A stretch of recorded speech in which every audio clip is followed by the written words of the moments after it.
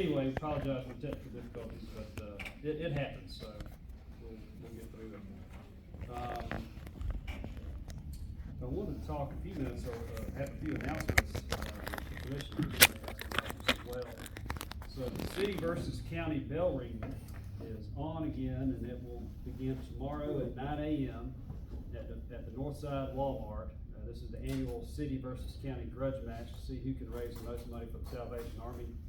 And ever since Mike Spence has not been mayor, we've been on a winning streak. And so I anticipate that winning streak to continue this year. But hope if you need to go by Walmart, and if you see a Salvation Army bucket, somebody ringing, it doesn't cost you a whole lot of money to drop a few coins in there and drop a few dollars. And I've always been surprised by, who puts what in there, because, you kind of see who donates and then what they donate. And, we're humans, so we instantly categorize people when we see them, and so you'll see people that you wouldn't think they have $1 to their name, and they'll drop $20 in that bucket. And you'll see a lot of other people that look very well put together, that'll just walk on by. So it's always an exercise in human psychology, I guess, but anyway. Don't always judge the book by its cover. Exactly. Learn that, that's a good reminder, So that will be tomorrow at 9 a.m. I appreciate all the commissioners. I think the revenue commissioner is gonna be involved in that, and who else is? Sheriff is doing, okay, yeah, he usually does that. Good, I'm glad he's able to do that. Good, now, so that's tomorrow at 9. We have 3 Christmas parades that I'm aware of, attending all 3 of them this year. Rehoboth Christmas Parade begins tomorrow at 5:30 p.m. That's always, and I'm always surprised by how many people show up to a Christmas parade. But anyway, Rehoboth Christmas Parade is tomorrow at 5:30. Gordon Christmas Parade is Saturday at 11. This will be the first time I've participated in Gordon's Christmas Parade, so I'm looking forward to that. And then Ashford's Christmas Parade is Saturday at 6 p.m. So I'll be leaving here at some point, going to Sam's and buying about $400 worth of candy. Anyway, but it's always fun to throw that out. Any other announcements from the commission? Also, next Tuesday night on the 10th, Dupree School is having an event out there for Christmas. Okay. Where you can, please come. Tuesday at 6 p.m. And Chairman, the only other 2 Christmas parades that I heard of is Wicksburg's will be on the 14th, and also Columbia's will be on the 14th. Okay, Wicksburg's is at 9 a.m., 10 a.m.? 10. 10. And then Columbia's is going to be, I believe it starts at 6 that afternoon. Okay, all right, good deal. Anything else? Will, this is the part where the engineer usually speaks. Come on, Thomas. Will's filling in today. He'll do a good job. All right, so moving on to the proposed agenda, we have one item under awards and presentations. Sherry's not here, I don't see her. There was an oversight. We did service anniversaries at the previous meeting, and there were, I think, about a half a dozen people. Let's see, 1, 2, 3, 4, 5 people that were left off of that list. So they're gonna be recognized, should have been recognized last time, they're gonna be recognized this time. So any objection to placing that item on the agenda? No objection. Okay. Moving on to the regular agenda, we have a request to publish the Houston County year-end unaudited financial report to include county fiduciary and other special trust funds. Mr. Coker. Thank you, sir, Mr. Chairman. This is a annual legal requirement that the county publish by the end of the calendar year, the unaudited financial results from the previous fiscal year. I guess you found any money in there while you were looking, didn't you? Afraid not, sir. Thank you for looking. Any questions on this item? No, sir. Any objection to placing this item on the agenda? No objection. Item number 2 is a request to award ACCA joint county bids for debris removal to DRC Emergency Services LLC and debris removal monitoring to Tetra Tech Incorporated. This is something we do we do this every year? Yes, sir. Okay, every year? This is a kind of a break glass in case of emergency type deal. Gotcha. So in case there's a bad storm or something like that and we need help with cleanup, these are the people we call. we've never actually used them since I've been on the commission. Okay. We typically can handle most things ourselves. I guess if we do use these guys and gals, we'll have some big problems on our hands that way. This is so if we do have some kind of emergency, we don't have to have a commission meeting to use it. Gotcha. Okay. All right, any questions on this item? Any objection to placing this item on the agenda? No, sir. Item number 3 is a request to approve rehab services agreement with Southeast Alabama Youth Services Incorporated. I know, Peter and I have met with SES quite a bit lately. You know, we've had some concerns about the escalating cost of juvenile detention. I think you go back 4 or 5 years ago, it was in the 300,000 range, and now, you know, we expect it could easily be $1 million+ this year. You know, we're looking at some possible ways that we can help fund that issue. But I think, you know, we had a meeting with them recently. It's amazing that apparently a few years ago, they were complaining that we weren't sending enough kids to juvenile diversion. And they were having some financial difficulties, I think, because of it, and now, you know, you can't keep kids out of there. I don't know what that says about society, but anyway, the daily rate was Peter, remind me, it was $136 per bed per day, and now it's going to $170? $126. $126, so this is it's a big jump, big jump. They originally asked for $200 per bed per day. And obviously, we had some issues with that, major issues. $170 is still expensive, but after a lot of back and forth, this is a number that I'm assuming both parties can live with, at least for now. So the agreement's here before you. Any questions on this item? Any comments from the commission? Question or comments? Okay. Any objection to placing this item on the agenda? No, sir. Brandon, can you explain a little bit about how this whole thing works? I had a conversation with them and I wasn't too, I don't know the choice of words, but, just wasn't happy about the process. Can you kind of? So this is, it's a very complicated issue.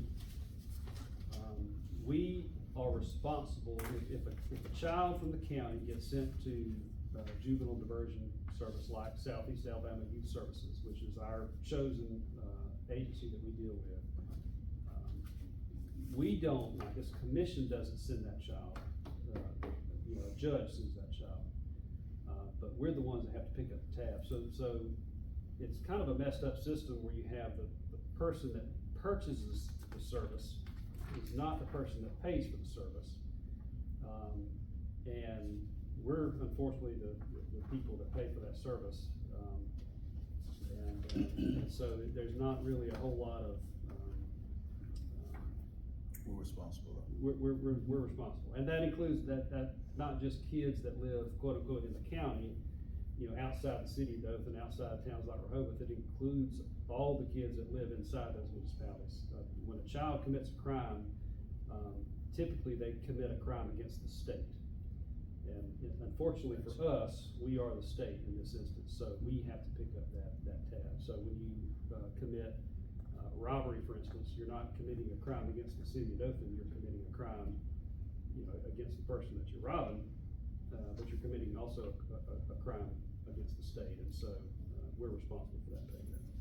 And approximately, how many kids are we responsible for right now?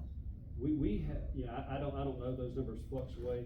Peter, you may remember, but Just a rough number, median. I wanna say 70. 70, that seems a little high. I don't really remember, but we are by far the bulk of what SES deals with. So SES deals with all the counties in Southeast Alabama, and we are by far their largest customer, unfortunately. At $170 per child, Mm-hmm. and it's 70 Per day. Per day. per day. Yes. Oh my I God. forecast that if we continued with the same attendance that was in last year, although I budgeted $750,000, because I knew there was going to be an increase. If we had the same head count as we did in the last fiscal year, that'll be closer to $950,000. And, you know, I talked to Judge Benford about this, there's a lot of things that go into this. If a child is, arrested, on a Friday, they have to have a court hearing, I think within 72 hours.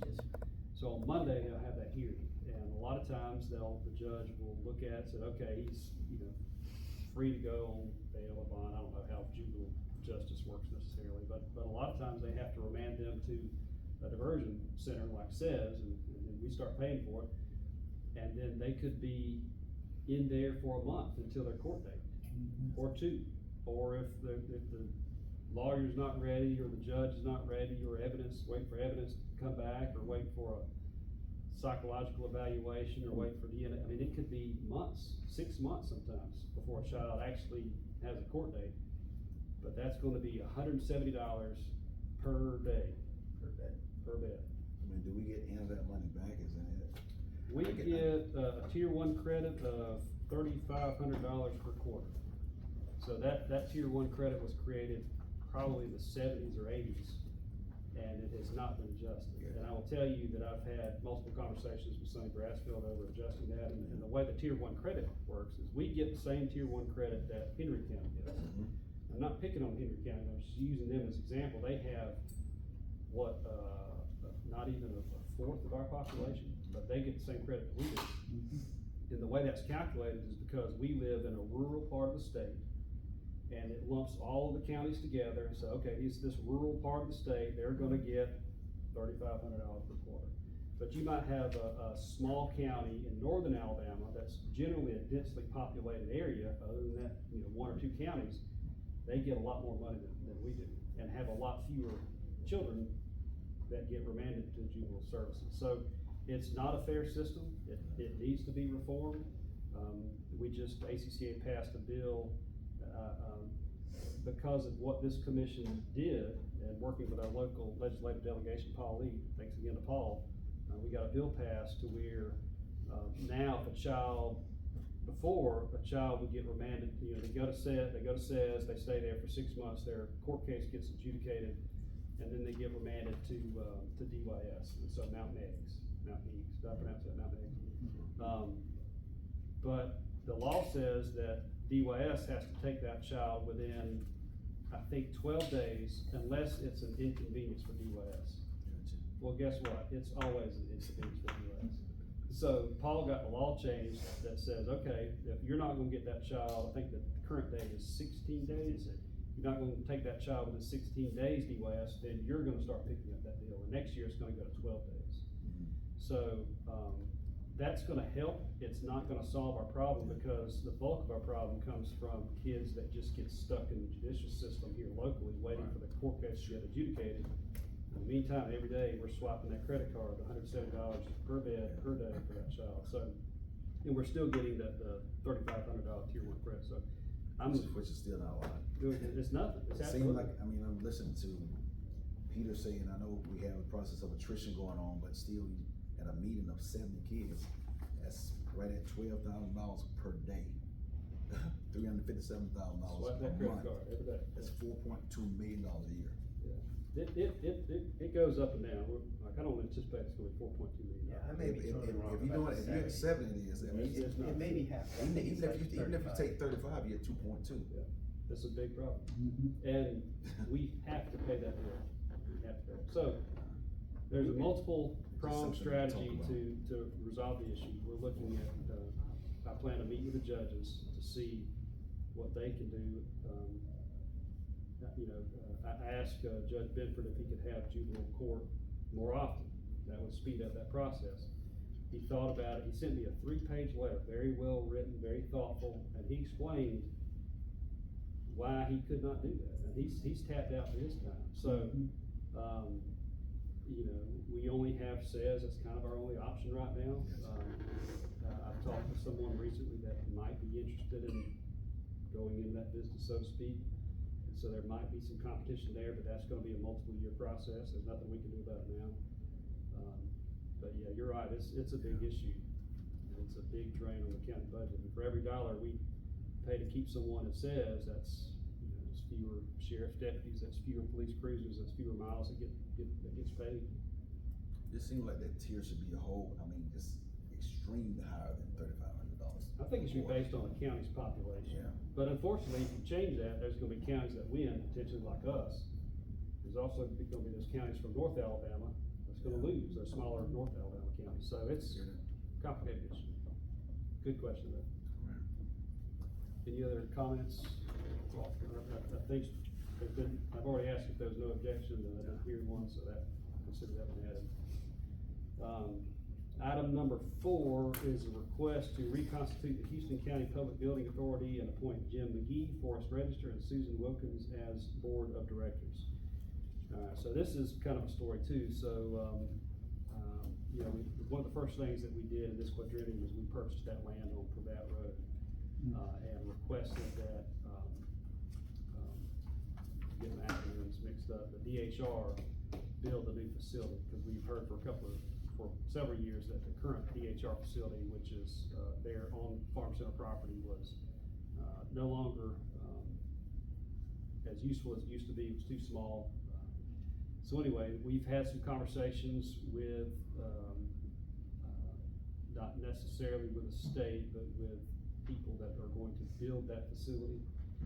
And the process is we need to reconstitute the Houston County Public Building Authority to oversee that project.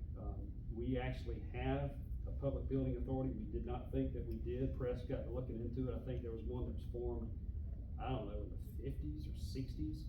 Everybody on the Houston County Public Building Authority is no longer with us, so we need to put some living, breathing human beings on that building authority. So the way the PBA works is the state will sign a lease with the Public Building Authority. The Public Building Authority will take that lease, they will go to a bank, they will borrow that money to build the building, and they will collect the rent from the state, they will pay the lease.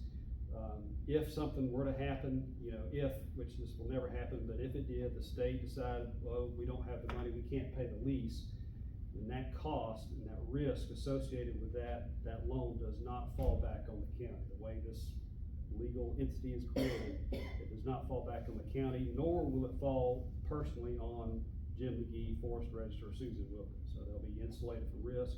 It insulates the county from risk. It keeps that debt off of our books, so to speak. That's kind of the method to the madness. Any questions on that one? So they'll be just on Houston County, Public Building Authority, they'll just be over that project? Correct. Not over the rest of the buildings, nothing, just on that project? Correct. But we could use that PBA for future projects. Future project, right. But for now, you know, it's just gonna be the DHR property. But the first step is to reconstitute that public building authority. And then, I know who Forest Register and Susan Wilkins is, but who is Jim McGee? He, is retired now, he used to be a business owner, in Dothan. He owned an insulation company that sold to somebody. I can introduce you to him if you'd like. So you've actually talked to these people, that's the Yes. ones that you're recommending more or less? That's the ones I'm recommending. Okay. You know, I don't know if anybody would have any heartburn if they come off and y'all wanna put somebody else on there, but Press has met with, each of them, explained the process, and they are agreeable to serving on the Public Building Authority. Okay, all right, thank you. There's no payment, they don't get paid anything, it's a public service project.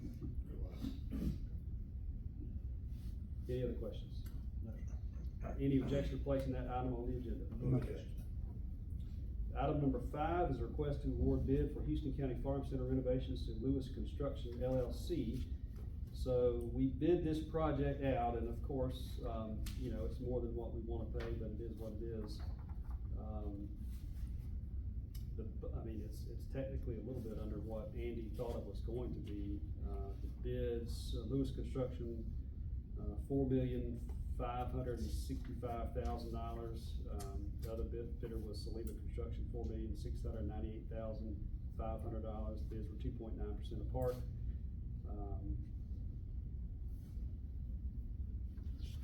There's some options here to kind of cut some of those costs. We can remove the gates, we can remove the entry portal, we can remove a good bit of the landscaping, the northeast parking, which we are going to remove, that'll save us $82,000. The building signage, we're going to replace those letters with new letters. We're not gonna recondition the existing letters. That will save us about $13,000. The sanitary sewer and the water, that's, on here, it's an option. It would save us $60,000. I will tell you, I do not consider that to be optional. That infrastructure out there is dilapidated. We may be able to get some assistance from the city though with some of this stuff. But I've tasked Andy with trying to cut this down to what I say, 4.25, 4.25 million. And he's thinking we can do that. But that's it. There's also some other options. We could do some change orders. I think originally there was gonna be a kitchen in there that may have to go to kind of meet the budget. I don't really know if a kitchen would be that used that much, I'll be honest with you. So that may be something that we can get rid of. But those conversations are still ongoing, but I've given Andy the kind of the 4.25 target. That's kind of what we're gonna be at. He thinks we can probably get there. Any questions on this item? Any objection to placing this item on the agenda? No objection.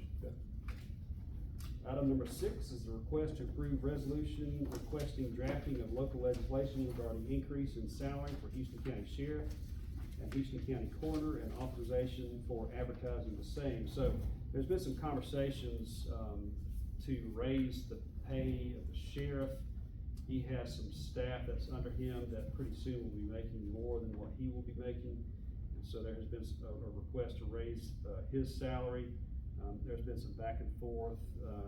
The number that we've sort of arrived at is raising his salary to $150,000. We looked at all the other elected officials' salaries. The coroner currently makes $18,000 a year. So the proposal in this is to raise it to 22. That's not a gigantic increase, but there's other counties that do a lot less than what our coroner does, that's making the same thing as he makes. So I would recommend raising his a little bit. The only other elected official that I could tell is being grossly underpaid is the county commission chairman, but that's a conversation for another day. So we're gonna raise the sheriff to 150, and we're gonna raise the coroner to 22. Any questions on this item? No, sir. Any objection to placing this item on the agenda? No objection. No, I got a question. Yes, Will sir. this go into effect immediately, or is this something to go into effect in the next election or whatever? This will go into effect, Additional allowance until his next. I think it's in here. He will get an expense, both will get an expense allowance beginning on March 1st, 2025, if this were to pass. And then it will roll into their base salary beginning at the next quadrennium, so after the next election. And I guess we've done comparisons and all on the sheriffs and the coroners across with the same size population, and that's. Yeah, we did a limited comparison on the coroner. I just kind of looked at surrounding counties, but we did kind of a statewide analysis. I mean, there's larger counties where the sheriff makes less than this. There's smaller counties where the sheriff makes more than this. So, there's really no rhyme or reason to the sheriff's pay, but I think, once you have your employees making more than the chief, it probably needs to be adjusted. So I think this is a number that will be there for a number of years. Well, good news is we don't make more than you. That's right. I guess I'm stuck, yeah. Good point, good point. Okay, thank you. Thank you for that comment, Tracy. That was a whistle. He's just trying to make you feel good. That won't make you feel better. Yeah, thank you. Any other questions or comments? Feel better? And I asked for any objections to placing this item on. No objection. Objection. Alright, item number 7 is a request to award bid for Houston County Jail Meal Provider to lowest bidder meeting specs and authorize chairman to negotiate and execute contract. Peter, I'm gonna let you talk about that. Thank you, Mr. Chairman. Every 3 years, we put the jail meal, service provider bid out, and, this year, we got 3 responses. And I recommend that we go with the lowest bidder, meeting specs, and that would be the current meal provider, Trinity. I needed to do a little bit of extra, analysis on this, as the major pointed out to me, the other day, he said that one of these providers was going to, assume the expense of supplies. So I needed to sort of factor that in to make sure that we were still looking at the same comparative numbers. And I did that, and still Trinity came up as the lowest competitive bidder meeting specs. So, I'll ask a question, the one that factored that in, the supplies, that bid came in at $1.9969 per meal. Well, for the 3 hots, yes. Yes. Option A is 2 hots and a cold, option B is 3 hots. Okay, let's go with two hots and a cold, if that's fine with everybody else. So 1.9055 per meal for option A. And then the one that Trinity is accounting for the supplies, that cost comes to 1.2792 per meal. Correct. Alright, any questions on this item?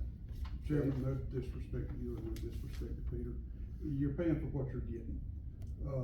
There's been issues of them having employees show up over there, COs have been having to start cook meals in the mornings for breakfast, which is not our CO's responsibilities of having to start cook breakfast for the inmates that's over there.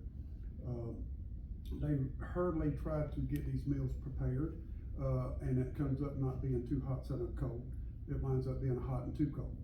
Because they pre-prepare the meals where they can get out of the jail over there in the afternoons, around 2:30 in the afternoon. And by the time the night meal gets there, it's cold. So, like I said, no disrespect to y'all too, I don't agree with that, but I know as far as money wise, they're the lowest bidder, and that's my say on it. We might wanna relook at that. Questions, comments? I think we should relook at it. Okay. What's the overall, I mean, how much money would, if we went with Summit Foods, for instance, which was the next lowest bidder? I mean, what's the cost difference there overall? I mean, I know the prison population changes, but what are we looking at? In the bid specs, we used 600 as the count, because there's the city of Dothan and the community corrections, as well as the inmate population in the jail itself. And so it would be 600 times 3 times 365 times the differential of 13 cents. I don't have my calculator with me. 1060 times 3 is 180. You got engineers Times on the side. 365. He's done rattled off too many numbers now, I can't remember. 180 times 365, which would be, I'll let you borrow my calculator. 54,750. Here, I got mine, he can borrow mine.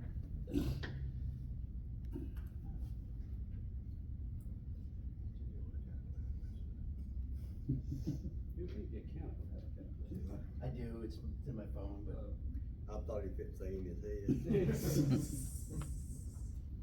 Rain Man. Yeah. $85,000, $85,000. There's a difference. it's an annual difference. But that's not to say that Summit would be any different than Trinity as far as that's concerned. I do, as a additional information, I did make a lot of phone calls to, some of the references that were on some of these bids to find out, what other counties do. And if you've talked to one county jail meal, you've talked to one county jail meal. They seem to all be different. There are some counties out there who have employees who actually are the cooks, and they just hire in supervisors and dietitians to oversee. So in that instance, those employees are there. One of the issues that the major pointed out is that the current provider is in such a hurry to get out that they probably overuse styrofoam things so that they don't have to stay there to oversee the inmates who do the washing of the trays. I plan to have a phone call, a conversation about that, if the commission agrees to go with the lowest bid. And the reason why I had to sort of make a comparison was because the highest bid, from Kimball's, said that they will take care of all the supplies. So I had to kind of factor in what that supply cost was. I went back 5 years, looked at what we spent on average for those 5 years for supply costs, and I factored that in, and that was where the nickel came in. The other thing is that a lot of other jails use a sliding scale. This is a fixed rate.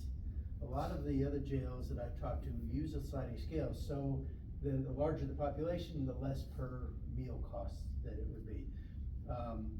We've always requested in our bid specs that it be a fixed price meal. I think that's, I don't know where that came from, frankly. It's probably easier to monitor as far as head count and cost, because you're kind of dependent on someone else doing that calculation. But that's a consideration that we might wanna think about in the future. So if, this is a 3-year contract, Yes, sir. is there any outs? Do you have any outs in this contract? Well, we haven't really negotiated this contract. This is the bid specs that we're asking for approval. And then as it says for the chairman to negotiate and execute a contract, we can certainly put that language into that contract if we so choose. Yeah, I mean, we could put in there, if we wanted to go with Trinity, that they cannot serve the last meal any earlier than, I don't know when it needs to be served. When does the last, meat get served?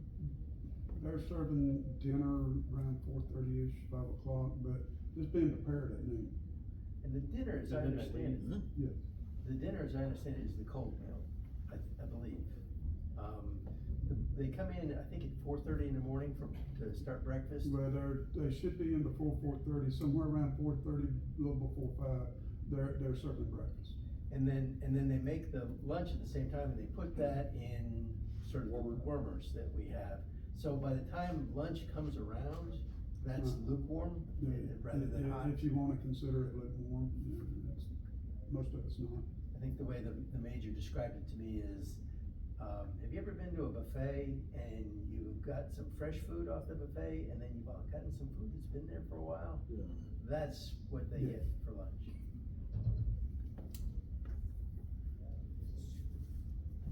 Now,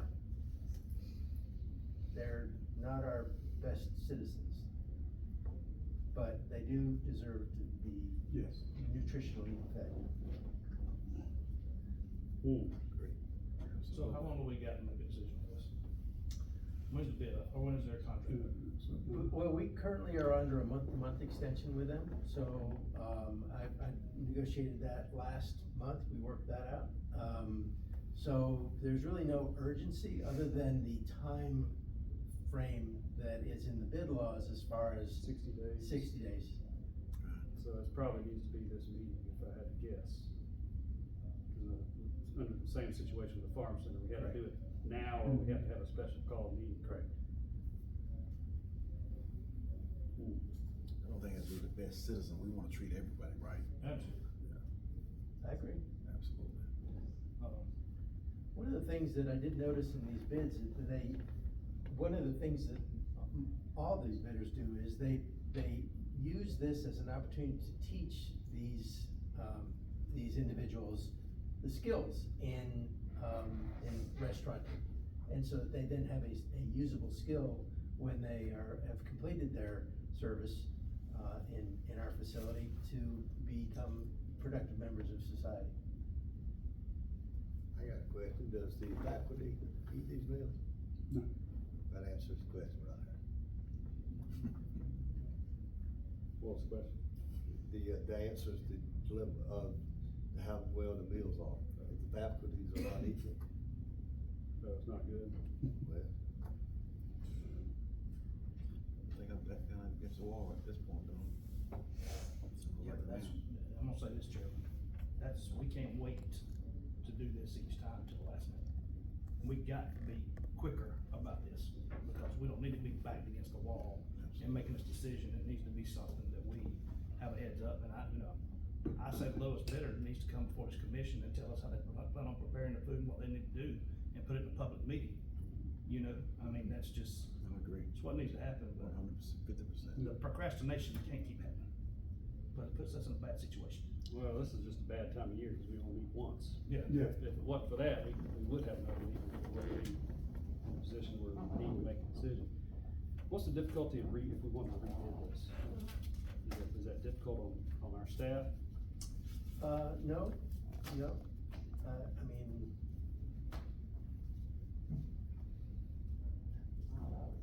Okay. Let me think about this, but, I mean, we can put it on the agenda. and you can Decide vote to one way or the other. reject Yeah. all bids. Okay, I need to think about it, and y'all might wanna think about it too. We may get back together and have a whole nother discussion on Monday, but, If you gentlemen would like, I can reach out and see if someone from Trinity is available, to come before the commission to have a conversation on Monday. yeah, I think that'd be a good Be a idea. good idea. Yeah, let's do that. I think that's an excellent idea. Yeah. Major raffle back there. Yeah. Chairman, if you're gonna have Trinity, why not have all three? Somebody from all three companies come and speak their side. We could. Can we do that? I don't wanna listen to 3 sales pitches though.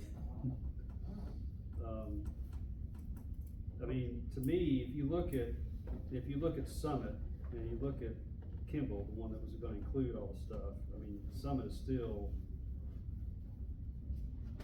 50 cents lower. So I think, as far as I'm concerned, I don't think Kimball should be considered. I mean, that's gonna be a lot of money. To me, I think the options are between Trinity and Summit.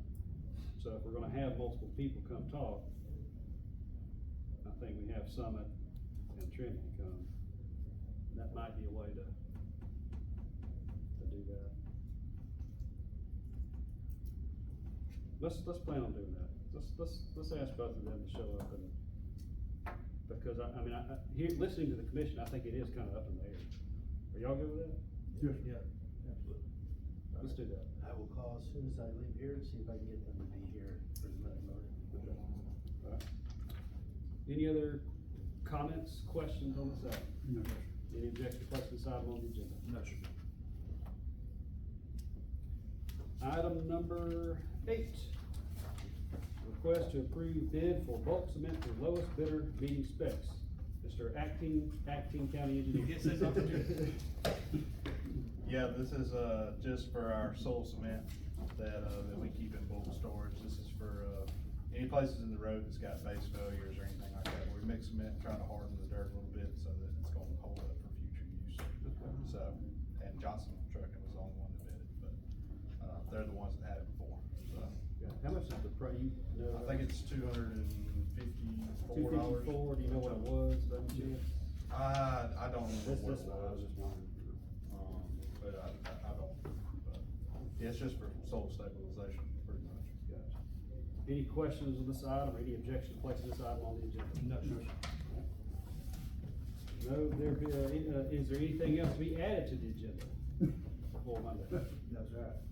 There being no further business to consider, I will entertain a motion to adjourn, and we are adjourned. Thank y'all. Yeah.